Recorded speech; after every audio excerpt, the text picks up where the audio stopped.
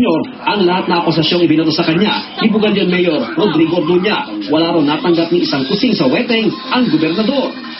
I am denying na may tinanggap ako dyan sa hayalay na yan o sa weteng. Wala akong tinatanggap na kahit ano man yan. Paniwala ni Espino, may bahid politika ang lahat ng isyong ibinabato sa kanya. My first statement was, this is politically motivated. No? Political lahat ito. Kung matandaan ninyo, kinalat pa sa Pangasinan, nagkaroon ako ng massive attack sa Amerika, di ba? Pumangalawa, nag-smuggle daw ako ng mga black sand na hindi naman totoo. Tapos binanggit na nga itong mga quitting ulit. Dagdag pa ng gobernador, si Orduña pangaraw ang nagpakilala sa kanya kay Charlie Atong Ang. Gusto raw kasi noon ni Ang na humingi ng permit para makapag-operate ng high alay sa Pangasinan, pero di raw nagbigay ng permit si Espino. Wala akong ibinigay na permit kay Mr. Charlie Ang. So how can I ask anything from him? Wala akong tinatanggap na kahit ano man yan. Halos 5 minuto lang ang tinagal ng presko ni Espino kanina. Di na rin sumagot sa iba pang katanungan ng gobernador. Sa abiso na rin ng kanyang mga abogado.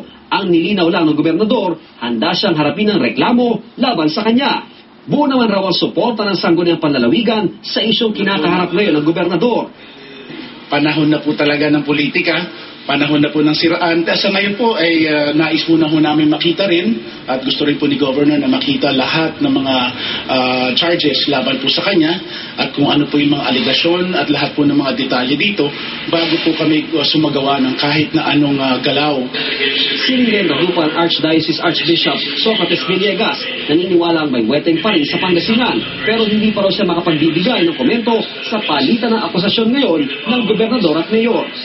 Ayon kay retired Archbishop Oscar Cruz, noong 2010, talamak ang weteng operation sa Pangasinan.